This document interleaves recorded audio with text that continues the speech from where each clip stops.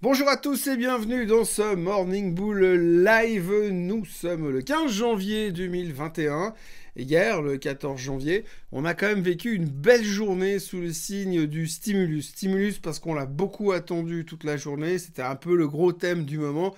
Les Européens, ils ont eu plein de mauvaises nouvelles au niveau du Covid, en gros le fait qu'on a à nouveau pu sortir jusqu'à la fin du mois de février. Mais à côté de ça, on était quand même super bullish au niveau du stimulus que Joe Biden allait nous annoncer en fin de semaine. Donc, on va pas dire que c'était une euphorie, mais on était assez motivés en Europe pour le reste de la journée.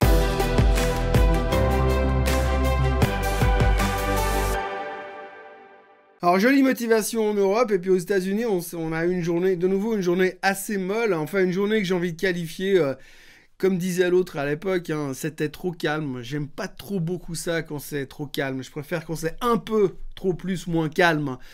Donc du coup, une journée un peu molle parce que les gens se sont principalement concentrés sur les attentes du stimulus, mais aussi sur le fait qu'on avait un peu l'impression qu'on n'y croyait plus trop. On a eu les chiffres des jobless claims qui sont sortis hier aux États-Unis qui étaient juste immondes, encore une fois.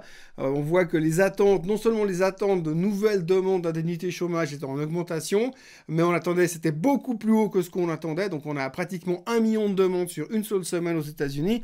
Les derniers chiffres laissent entendre que plus de 18 millions de personnes cherchent un job actuellement et ne trouvent pas aux États-Unis. Donc ça ne va pas bien, l'économie ne va pas bien, donc le marché était un petit peu timoré par rapport à ça et on sentait que ça ne voulait pas vraiment y aller. Alors on comptait sincèrement sur le fait que les annonces de Biden qui étaient prévues aftermarket allaient tirer le marché plus haut. D'ailleurs pendant un bon moment on y a cru, les marchés est un peu parti à la hausse.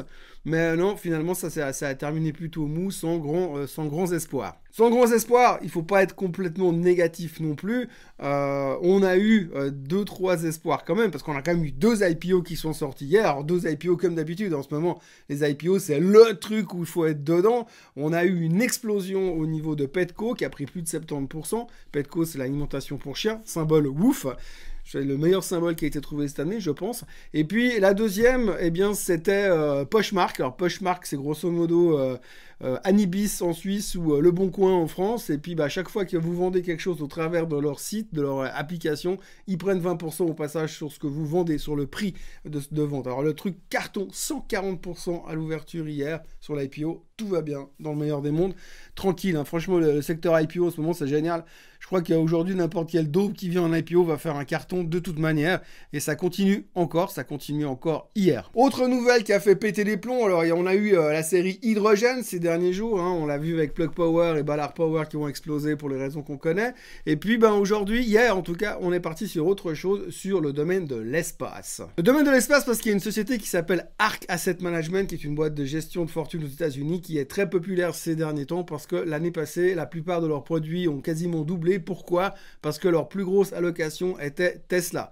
Donc c'est une boîte qui fait vraiment de la thématique sur la haute technologie. Donc ils avaient bourré les comptes de Tesla, donc ça a cartonné. Et là ils ont annoncé hier qu'ils allaient lancer un nouvel ETF avec une thématique sur l'espace. C'est toujours difficile de parier sur des thématiques où on imagine assez mal qu'il puisse y avoir du business, mais néanmoins le marché aujourd'hui il est tellement sensible à ce genre de thématique que tout s'est envolé, enfin tout le secteur, si on peut appeler ça un secteur, tout ce qui avait de lien avec l'espace s'est envolé. Alors les gens ne peuvent pas acheter SpaceX parce que c'est pas coté en bourse, mais enfin si j'étais Elon Musk, je pense que faire une IPO dans les 15 jours, ça serait pas complètement stupide sur ce coup-là.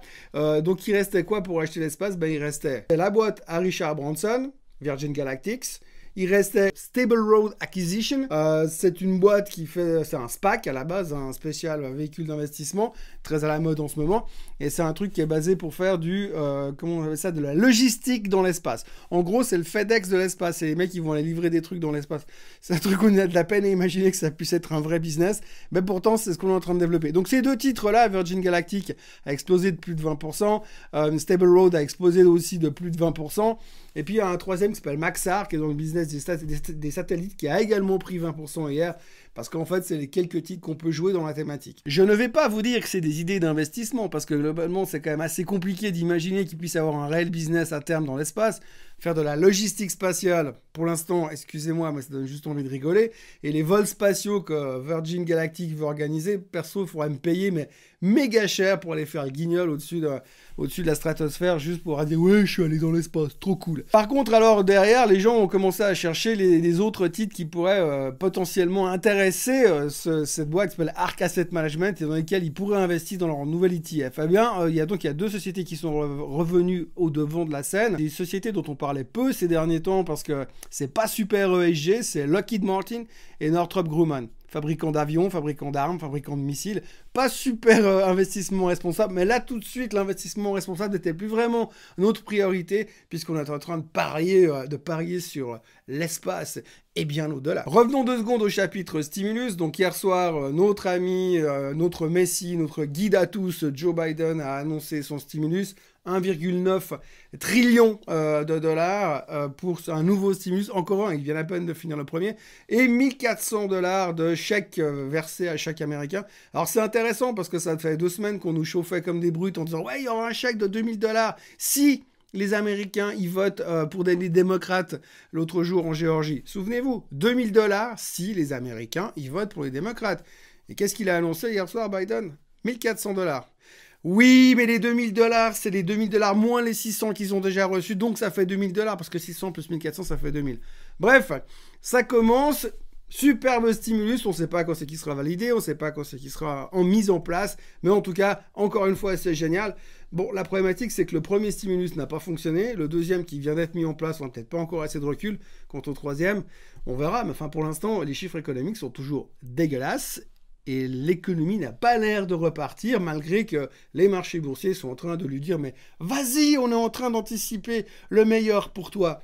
Non, on n'est pas encore là, et globalement, ça fait un tout petit peu peur par moment. Mais enfin, pour l'instant, on en est là. Stimulus, miracle, mais pas tant que ça, parce que ce matin, même après l'annonce du stimulus de Biden, eh bien, les futurs sont en baisse ce matin, et on a un peu l'impression qu'on s'éteint et qu'on n'a plus vraiment la motivation, puis que le coup du stimulus à saison 3, là, c'est la 3e fois qu'on nous remet une couche de stimulus, est-ce que cette fois ça va vraiment marcher ? On a quand même un tout petit peu de doute, j'ai l'impression. Ce qui m'amène à l'idée du jour, parce que moi je me regarde depuis un moment et je me dis mais finalement je fais beaucoup de commentaires négatifs et je montre beaucoup d'exemples qui disent ouais mais là on arrive dans une situation où c'est quand même un tout petit peu critique et il y a des similitudes avec le passé où on était dans des bulles.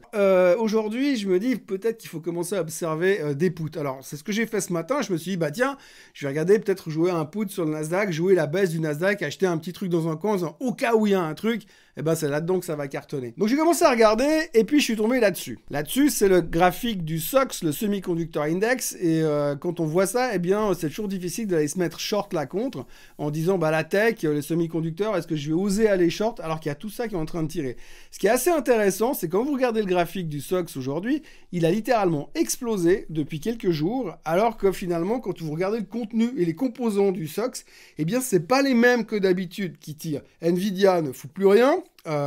Et puis derrière, vous avez Intel qui reprend le relais parce qu'il y a eu des bonnes nouvelles l'autre jour. Intel est en train de monter. Il y a plein d'autres petits titres des semi-conducteurs qui prennent le relais et qui font que ça continue à monter de manière assez spectaculaire. Et les anciennes stars des semi-conducteurs comme Nvidia ou AMD sont pour l'instant, je dis bien pour l'instant, un tout petit peu en retrait. Donc quand je vois ça, eh bien honnêtement, ça fout les jetons. Donc je sais vraiment plus quoi faire là, au niveau des idées du jour. J'étais parti pour me faire un short, mais je crois qu'à la fin, je vais acheter de la Nestlé parce qu'au moins je sais ce que j'achète et je sais où on va. Tout ça pour vous dire que j'ai des problèmes d'articulation quand il y a beaucoup de S et de CH en même temps. Néanmoins, eh bien pour l'instant, ce qui se passe à l'intérieur du graphique, du secteur des semi-conducteurs, c'est qu'il y a une espèce de rotation de secteur à l'intérieur du secteur.